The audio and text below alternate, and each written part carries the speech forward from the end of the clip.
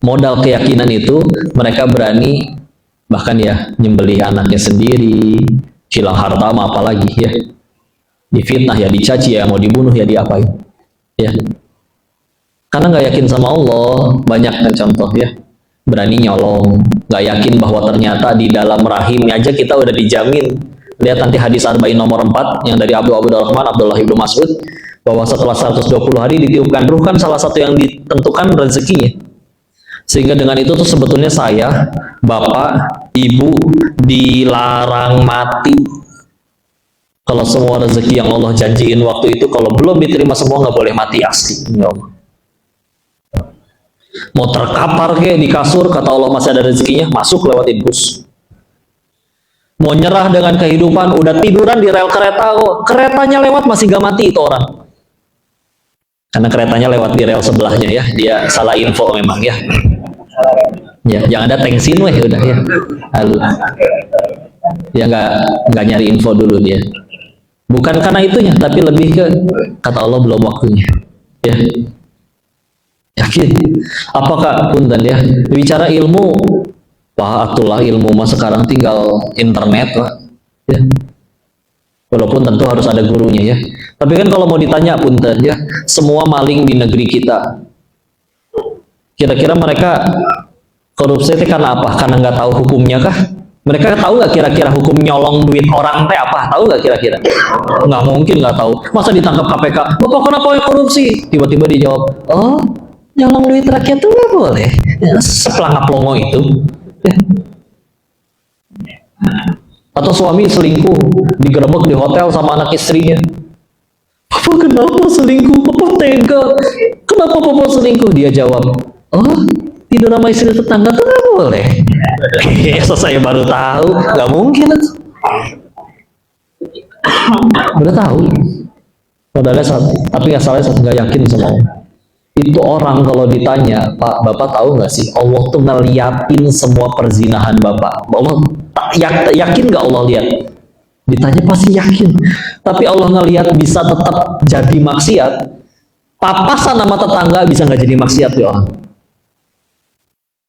Selingkuhannya udah di kamar, dia di lobi pengen nyusul, papasan sama tetangga, bapak, saya ketemu istri bapak masih di rumah, kok ada di hotel bapak, iya mau ngapain, mau bikin surprise buat istri, ini mau bookingin, oh gitu, baik si bapak mama nih bager, udah weh, bisa nggak jadi selingkuh itu, langsung WA dia ke si selingkuhannya, kadang namanya diganti ya, agen asuransi kah atau paket COD ya gitulah ya, diganti yang lain ya. Nggak tukang galon. Kayak pengalaman ya Bapak. Maaf ya Pak ya. Ya, misalkan. Tapi kan biasanya yang nggak mencurigakan ya. Nah, tapi punten ya, kadang yang lebih yang juga jadi dosa tuh nggak cuma dosa zinanya, tapi bisa-bisanya dia yakin Allah tahu, Allah ngelihat, dia tetap jadi maksiat. Satu makhluk nyaris ngeliat, padahal surga kita nggak di mulut orang itu, kita bisa nggak jadi maksiat gara-gara orang. Sekurang ajar gitu kadang kita ke Allah. Ya. Yakinnya sampai apa lagi? Kadang ada suami pelit ke istri, mungkin karena tidak cukup yakin kalau ngasih ke istri Allah akan ganti berkali-kali lipat lebih besar. Mau direkam nggak Bu buat si bapak? Nanti aja lihat tayangan ulangnya ya. Yakin, bismillah. Kadang izin ya punten. Akhirnya kan gara-gara banyak bicara tentang pemberantasan judi online, efek sampingnya ya jujur sekian banyak instansi pun akhirnya ngundang, bahkan termasuk nyampe ke tingkat kementerian. Karena di dalamnya pada main ternyata. Saya izin tidak menyebutkan namanya. Tapi ketika ditanya gimana tentang caranya lepas segala macam, kalau udah kecanduan gimana? Saya lihat banyak di tayangan lain, oh kudu ketemu psikolog, psikiater karena kecanduan apa segala macam. Enggak. Karena jadi pemain masih gampang berhentinya. Kapan? Pas kalah. Iya kan? Habis soalnya, mentok nggak bisa apa-apa lagi. Ya kan punten. Kalaupun ada pengen ibroh yang bisa diambil, saya berhenti dari yang di sana itu kan mohon maaf ya, bukan sebagai pemain, sebagai bandar.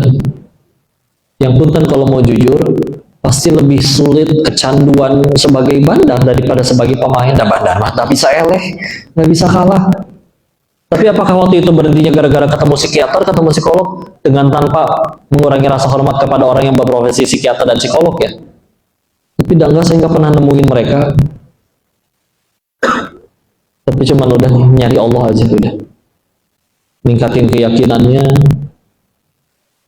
Karena waktu pulang sama Pak, dibilang ragu-ragu ya. Serius mau ninggalin uang segitu banyak? Tapi ngelihat lagi, pikir-pikir, cepat atau lambat pasti berhenti. Antara berhenti sendiri atau Allah paksa berhenti. Antara berhenti sendiri atau Allah paksa berhenti dengan cara, mohon maaf ya, karena ada kawan-kawan di sana yang baru bisa berhenti dari judi, bukan sebagai pemain, tapi sebagai bandar. Itu ada yang udah kena HIV/AIDS dulu, ada yang udah di penjara dulu, ada yang udah bangkrut dulu, yang dibunuh sama anak buahnya juga ada, agak gila gara-gara anak istrinya kabur sama laki lain juga ada, yang gitu-gitu tuh ada ya.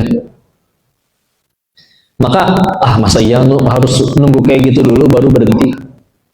Tapi udah takut kalau berhenti, saya ngapain di Indonesia? Mulai lagi dari nol, ninggalin uang segitu banyak. Tapi ketika berhenti takut di Indonesia mesti ngapain? Memang waktu itu Allah kasih jalannya, ya namanya di kasino ya, di kantor, kita bingung kadang mau ngapain sambil mantau orang-orang, ngeliatin handphone, nonton YouTube, ceramah Agim, yang tentang, singkat sih judulnya, yang takut sama rezeki masuk sini, gitu lah ya. Nyeritain janin. Janin kan kita dulu waktu masih janin dalam perut ibu kita memang bisa apa? Sholat nggak bisa, kerja apa lagi? Tapi ibu kita makan apa? Ya jengkol, ya pete, ya kredok, apapun dimakan, semua diambil nutrisinya, ampasnya dibuang, nutrisinya dialurin, nyampe ke si janin, tumbuh. Pertanyaannya, itu janin yang nyari rezeki atau rezeki yang datangin janin? Rezeki yang datangin. Terus kamu udah gede, bisa kerja, bisa sholat, bisa minta, segitu ragunya sama Allah, segitu takutnya masalah rezeki. Kayak digampar Pak, asli itu. Tutup videonya, buka tiket, pulang, dan tiket nyantren ke tempat beliau. Dan dulu pede, karena masih ada sisa uang waktu itu meskipun tinggal beberapa ratus juta doang ya waktu itu ya. Ya tapi haram kan Pak ya. Ada yang ketawa soalnya beberapa ratus juta doang. Punten Pak, kadang punten ya. Alasan orang pengen kaya itu satu tahu. Karena belum pernah kaya. Jadi dikiranya kaya teh enak. Cobain beran. Serius enggak? Beneran. Ya, kita makan karena belum pernah jadi dikira enak ya. Makanya begitu pulang bacain janji Allah atau janji Rasul di hadis terkait orang yang hijrah, tobat. Jadi itu meningkatkan kepercayaan diri. Waduh, hijrah, tobat, duit masih ada, ya enggak? Meledak nih saya di Indonesia, pasti sukses. Begitu nyampe, nggak lama juga nggak usah nyari peluang bisnis, langsung ada yang datengin. Lu kan mau berhenti usaha di sana, harus bisnis dong di Indonesia. Ini proposalnya, kita teman dari lama, tiap bulan gua kasih keuntungan segini, lu tinggal kasih modal segini. Menguntungkan, bukan? Saya mungkin jelas saya nggak bisa ngomong sama Allah ya, cuman suka ngalamun kayak begini. Mungkin kata Allahnya, cenah mau tobat, masa uang haramnya nggak dibuang, gak sanggup ya. Iya ya Allah, terlalu melekat di hati ya. Tenang, akan dikirimkan bala bantuan. Akhirnya saya banyak ditolong orang. Siapa yang dinolongin? Tukang tipu datang semua ya, termasuk yang tadi ajak bisnis transfer. Apakah ini jawaban dari tobatku, hijrahku? Menguntungkan sekali. Transfer, semenjak ditransfer sampai hari ini tidak terlihat lagi batang hidungnya. Ada yang sama-sama jujur, dibikin gak laku, udah bangkrut. Ya intinya mah habis Pak. Sampai ngalamin Nick Baswe sampai dia jualan kaos kaki di Car Free Day 10 ribuan. Jadi kalau ke masjidnya dulu udah nggak ceramah, ada jualan kaos kaki, barangkali ibu-ibu pada beli. Udah gitu pandemi, jadi nggak boleh orang pada keluar-keluar jualan. Lowongan yang paling banyak dibuka ketika pandemi apa coba sob? Kurir. Karena orang pada jadi pesan online semua. Jadi kerja di JNT waktu itu.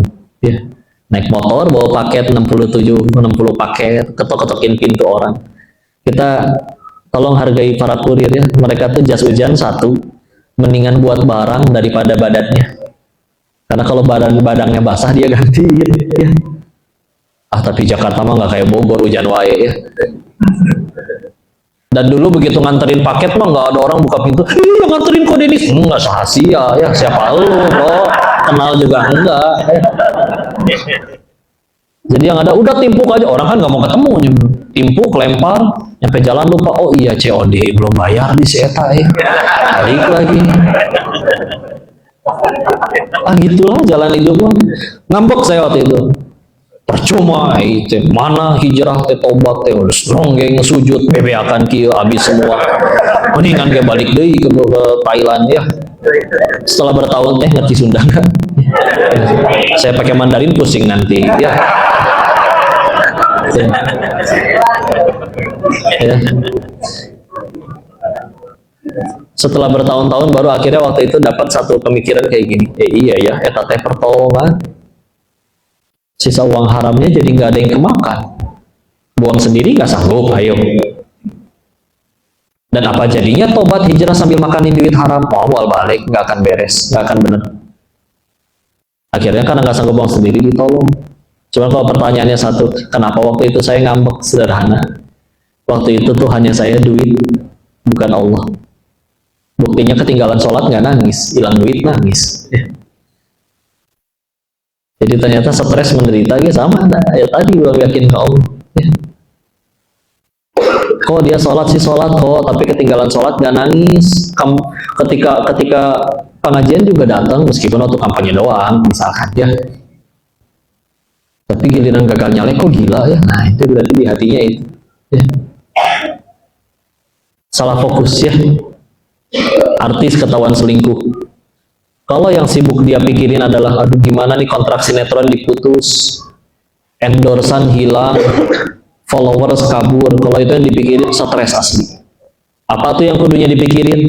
Gimana caranya gara-gara kejadian ini aku jadi diampuni Allah. Itu jauh lebih penting. Anggaplah dia berhasil sewa pengacara mahal, Pak.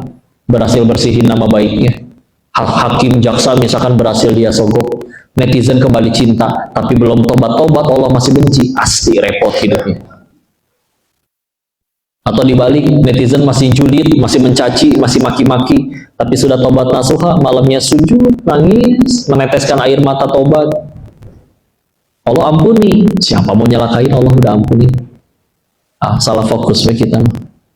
Gara-gara salah fokus itu kadang kita suka kalah bahagia daripada anak-anak. Lebih ceria mana? Orang dewasa atau anak-anak?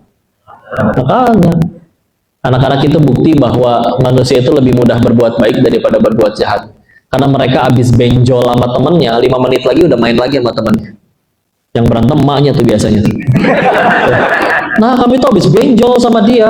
Anak kecil mah tuh benjolnya udah gak sakit, dia punya mainan yang aku suka, diizinin main bareng lagi, selesai urusan. Mana ada gengsi. Ya. Gak ada sama sekali. Gak akan mikirin, loh itu bapaknya dia kan bawahannya ayah saya. Gak akan mikirin kayak gitu. Ya. Padahal ilmu kita orang dewasa sama ilmu anak-anak, banyakan ilmunya siapa? Dewasa atau anak-anak? Dewasa, udah kuliah, udah sering nonton YouTube, ya nggak? Banyak ilmunya. Duitnya banyakan orang dewasa atau anak-anak? Dewasa. Kecuali Rafathar sama Cipung ya, mereka agak beda. Mereka nggak minta sih lahir di keluarga yang itu ya. Jadi kenapa mereka lebih mudah bahagia daripada kita? Sederhana. Karena di hati mereka belum ada pesaing Allah. Ya. Kita makin gede kan banyak pesaingnya. Gini ya rasanya viral, enak. Gini ya rasanya jadi bos, enak. Gini ya rasanya jadi pejabat, enak. Gini ya rasanya tampan, cantik, dikagumi orang, enak. Tanpa sadar itu jadi pesaing Allah. Makanya kalau ada Di kota besar tuh ada yang baru gajian kayak ngambek, percuma gaji segini, saya mah bahagianya nantilah kalau viral kayak dia. Saya mah bahagianya nanti kalau mobilnya sebanyak dia. Kenapa jadi banyak syaratnya bahagia tuh? Udah kita lahir nggak langsung, bapak lahir langsung segede gini, bapak lahir langsung segede gini pak? Pernah orok pak? Berarti kita pernah jadi orang yang bahagianya tanpa alasan. Makin gede cenah, makin pinter, makin banyak sumber dayanya, tapi malah makin sulit bahagia. Kita aja kali naruh pesaing Allah di hati. Ya. Itulah yang membuat ya para nabi ya tidak hanya berkurban, kurban apapun semua mereka korbankannya. Udah yakin betul soalnya untuk Allah. Ngerempetnya kemana-mana itu, nyolong ngapain, dapat duitnya. Kadang punten ya, saya kadang kalau lagi banyak bicara diundang kadang ke pabrik, ke karyawan, pencegahan sama judul. Karena sebetulnya mereka kalau ada yang berkata, tapi kan saya pengen punya uang lebih banyak, wajar tuh. Kok emang nggak boleh? Boleh. Tetapi kadang juga kalau dipikir lagi, kamu buat apa beli handphone 25 juta? Untuk meningkatkan kelas saya kok. Coba cek, kamu karyawan pabrik misalkan, orang tahu gaji kamu tuh 4 juta, 5 juta, tahu-tahu handphonenya 25 juta. Belum lagi buat bayar kontrakan sekolah anak. Coba, orang makin hormat apa makin julid? Julid jelas. Masa gajinya segitu? Handphone ada 25 juta. Awe ya. Begitu dicek sampai ada temannya. Ada orang yang diuji kayak gini pak. Di ujiannya adalah kayak nggak pantas gitu pakai barang mahal. Ada yang kayak gitu. Serius ada orang yang diuji kayak gitu. Dia beli jam tangan ori. Orang tetap ngira itu KW gitu. Jadi sampai setruk bon pembelian jam tangannya dikantongin kemana-mana. Ganti celana ikut bonnya. Tapi namanya netizen, wah, bonnya siapa kamu bawa-bawa? Ada yang kayak gitu. Jadi Allah niatnya buat ningkatin kelas diri, dikira KW, berhasil buktiin itu asli, dikira nyolong, atau dikira menang slot. Ya Allah, malah makin dihina orang. Coba, udah mah dia yang mikirin cicilannya, yang lain cuma ikut dihina. Atau cangkel ya. Nggak apa-apa ada, tapi kan ada satu hal yang kita tingkatin. Contoh ya, lihat orang yang pada baru lulus kuliah. Kadang mereka hanya sibuk memperbanyak apa? Surat lamaran kerja, CV. Baik CV lamaran, baik lamaran kerja maupun CV ta'aruf mungkin sekalian ya. Barangkali HRD-nya ganteng ya. Sehari kamu ngelamar berapa? 20 perusahaan. Tapi dia lupa meningkatkan satu hal lain selain surat lamaran. Kamu punya apa dalam diri kamu? Ya contoh ya, seorang fotografer seumur hidup gak pernah ngelamar kerja, tapi dia hobi dan dia tiap hari memperdalam ilmunya aja, dikulik, lihat videonya, ikut seminarnya, baca bukunya, sampai suatu ketika dia nyampe di titik dia punya ilmu yang orang lain gak punya. Kalau udah nyampe titik itu, orang datang, Pak, demi Allah, Pak, saya pengen nikahan, difoto dah sama Bapak, aduh jadwalnya penuh, Bapak minta berapa saya bayar, Pak. Yang penting Bapak yang foto. Udah, duit bukan masalah buat saya. Kita tahu sendiri konglomerat mah kan kalau udah suka itu nggak mau tahu, duit nggak masalah. Kapan emang nikahannya Mbak? Insya Allah bulan depan. Tuh, jadwal saya penuh 3 bulan lagi. Saya nikahnya 4 bulan lagi Pak. Yang penting Bapak yang foto Pak. Ada yang kayak gitu serius. Untung cuma ganti jadwal, nggak ganti calon. Saking ahlinya beneran. Kita ayo silakan ya kalau bertanya kenapa ya Pak Habibie hebat, atau wajar orang yang bisa bikin pesawat se-Indonesia berapa orang coba sob, wajar direbutin jasanya. Dan bayangin kalau orang sudah punya sesuatu ilmu yang kayak begitu sampai orang rebutan jasanya di saat orang lain sibuk melamar kerja sampai akhirnya miris-miris begitu. Ini dunia yang datang mengejar dia. Suatu ketika dia pakai jam tangan beli di TikTok 89.000 perak. Kalau dia yang pakai bisa dikira berapa juta itu. Iya kan? Iya. Kenapa? Ada value nilai dirinya. Ya. Nah, kita mah kadang cuman udah yang penting ganti baju apa segala keren. Ada orang-orang yang ketika dia memang meningkatkan skillnya, kemampuannya, itu barang murah. Kalau dia yang pakai dikira mahal. Betul lah. Ya. Walaupun ya surga kita nggak di mulut orang ya, tapi ya begitu ya, kualitas dirinya. Makanya kalau bertanya Kok kan sahabat Nabi juga banyak yang kaya, oke, tapi kalau mau jujur mereka jadi kaya itu efek samping.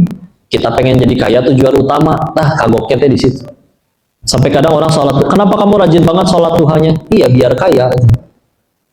Oh, berarti nggak boleh ya kok? Boleh sih, dan mintanya masih ke Allah. Cuman kalau begitu nggak kaya nanti jadi ngambek. Ya.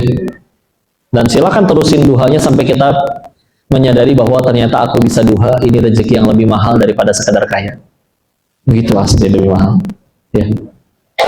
Maka dari situ kita lihat sahabat Nabi ternyata kenapa disebut efek samping? Ya mereka jujur, takwa, punya skill, dekat sama Nabi lagi di zaman itu mah. Atau orang rebutan pengen kenal orang sama orang kayak gitu. Nah, kadang kalau misalnya ada orang yang ya sibuk nyalahin ini terus ini segala macam, lupa meningkatkan kemampuan dirinya, ya masalah juga ya. Kalau dampingin AA gini, ya kalau ketemu guru kan selalu minta nasihatnya, minta doa sama minta nasihat. Mereka pernah nyebut ini, ada salah satu skill yang kalau orang punya kemampuan ini, niscaya dia akan sukses dunia akhirat, selalu tambah baik. Salah satu skill tersebut, kemampuan tersebut adalah orang yang punya kemampuan untuk mengetahui kekurangan diri sendiri. Itu mahal, Pak, betulan. Karena ada orang yang tahu dirinya punya kekurangan, kudu berantem dulu sama orang. Setahun terakhir saya dipecat nih 14 kali, dasar 14 perusahaan itu ngaco semua. Begitu ngelamar ke perusahaan yang 15, baru dia mikir, masa iya 14 perusahaan yang ngurus ribuan orang kerja semuanya ngaco? Jangan-jangan emang saya yang etos kerjanya nggak beres. Makanya kerja dimanapun selalu dipecat. Baru dia mulai jadi baik tuh. Ada yang dipecat 14 kali dulu, baru dia sadar dia harus jadi baik. Atau misalkan ada orang usia misalkan 40, 45, kok nggak punya temen ya saya? Kenal orang sebulan selek, sebulan selek. Masa 40 tahun hidup kenal temu ribuan orang, semua orang ribuan itu ngaco semua? Ketika akhirnya di umur gitu, kenapa ya teman-teman udah punya ini itu, saya malah punya banyak utang? Jangan-jangan selama ini saya yang hidupnya nggak benar. Baru dia mulai perbaikin diri. Maka kalau ada orang yang dia bisa perbaikin dirinya tanpa harus berantem dulu sama orang, kan mahal berarti itu skill. Dan demi Allah ini ajaran para nabi. Waktu Nabi Adam alaihissalam diusir dari surga gara-gara makan buah terlarang, kita kan tahu kisahnya. Waktu beliau digoda oleh iblis, beliau mau nggak makan buahnya? Enggak. Akhirnya iblis godain siapa? Istrinya kan?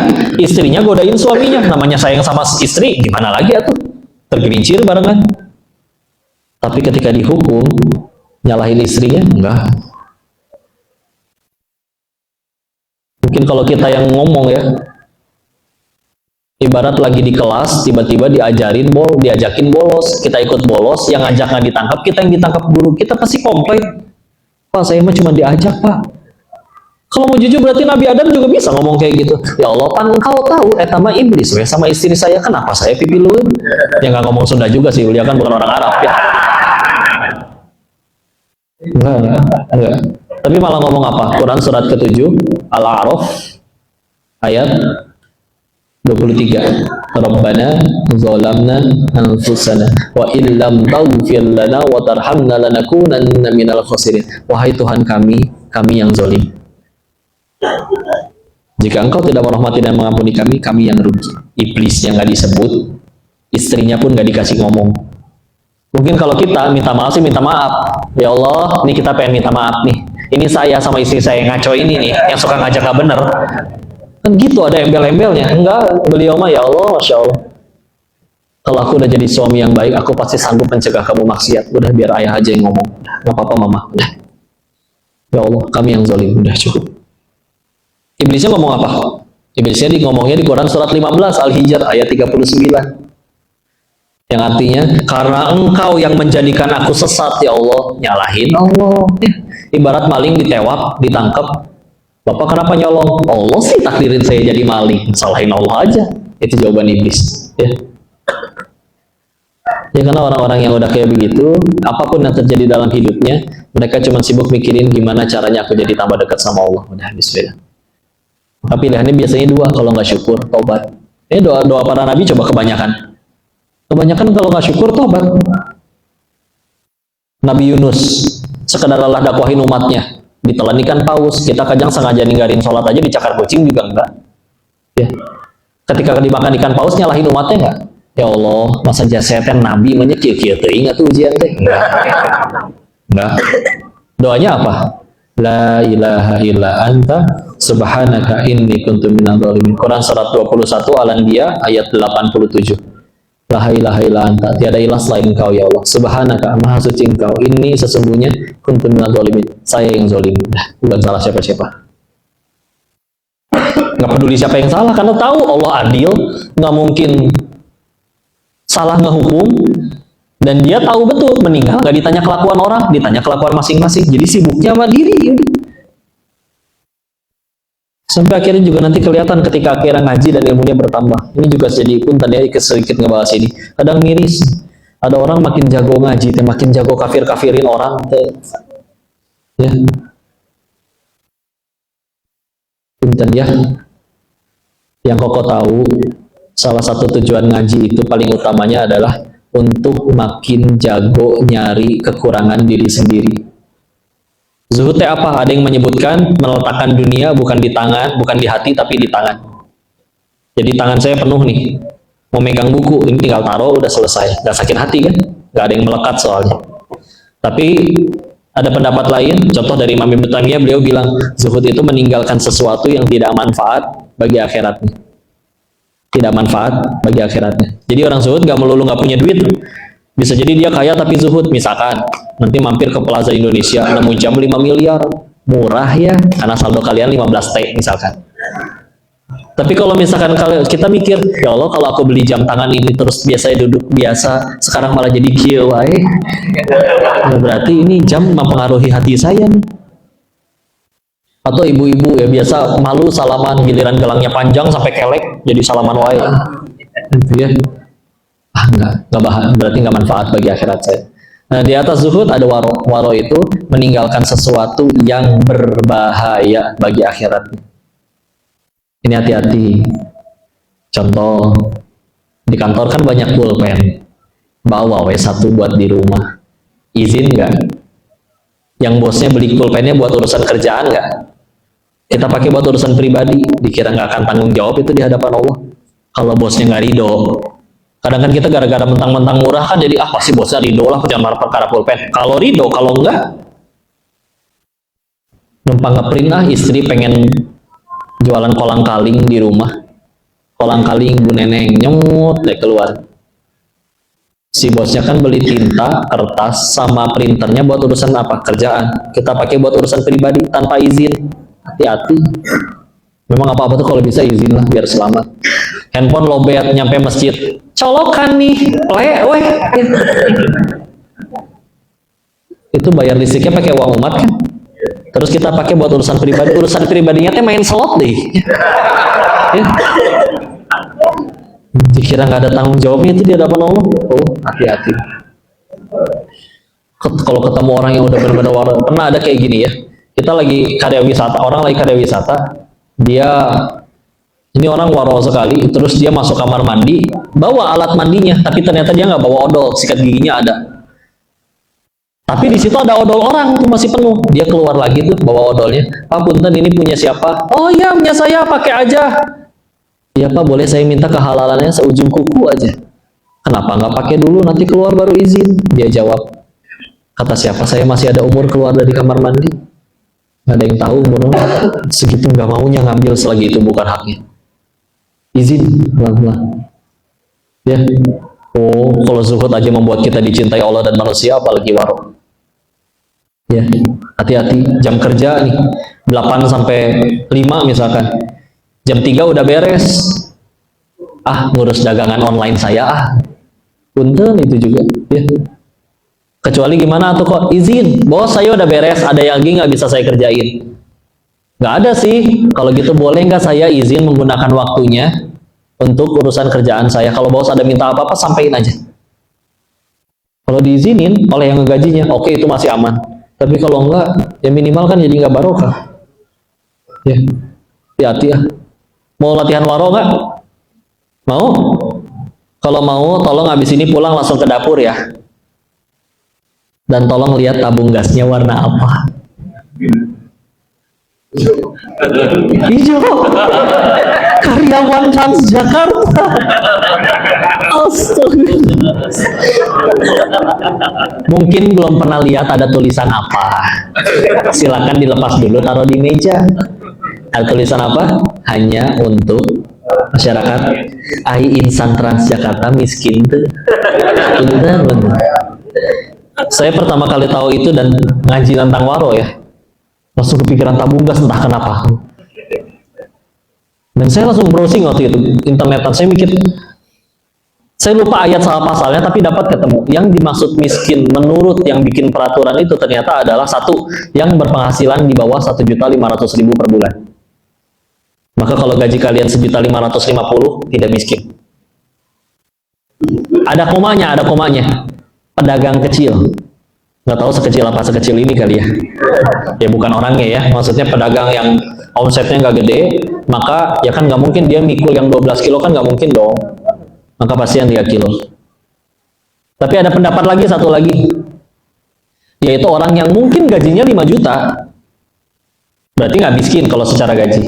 Tapi dipotong token, dipotong ongkos kantor, dipotong biaya sekolah anak, dipotong biaya rokok nggak dihitung ya. Jangan itu mah ya. Apalagi top up, main slot, jangan ya. Ternyata setelah kebutuhan semua yang penting-penting, wajib-wajib uang sekolah anak ternyata di bawah 100.500.000. Oke, itu juga ada yang berpendapat berarti dia masih boleh. Kenapa? Karena kan punten ya. Kenapa di yang 3 kilo itu murah? Karena di sub berarti ada uang rakyat yang dipakai untuk supaya yang tadinya nggak sanggup beli jadi sanggup beli. Tahu-tahu yang nggak sanggup beli jadi nggak bisa beli gara-gara udah dibeli sama yang seharusnya nggak boleh beli. Demi Allah ada tanggung jawabnya di hadapan Allah. Ganti semua. Serius lebih awet tahu yang 12 kilo udah beneran. Serius. Ya paling beda beberapa ratus ribu tapi membahayakan akhirat kita. Worth it ya? Jangan ya. Punten ya, jangan fokus ke tabung gasnya. Ada ini mah contoh. Serius maksudnya teh. Jadi akhirnya jangan ngambil bukan intinya kan, jangan ngambil bukan haknya. Cuman kadang teh malah fokusnya teh ke tabung gasnya.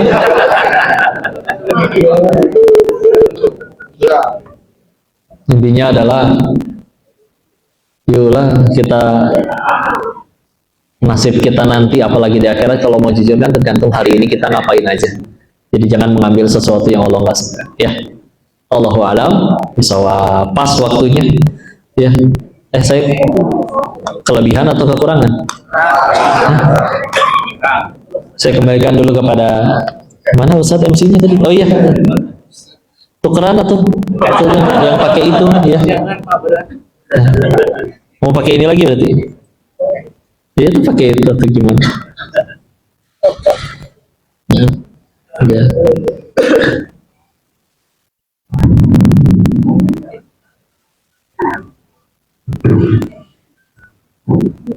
Tadi udah di briefing, nanti ada penyerahan buat Oh iya, silakan ikutin bandaran.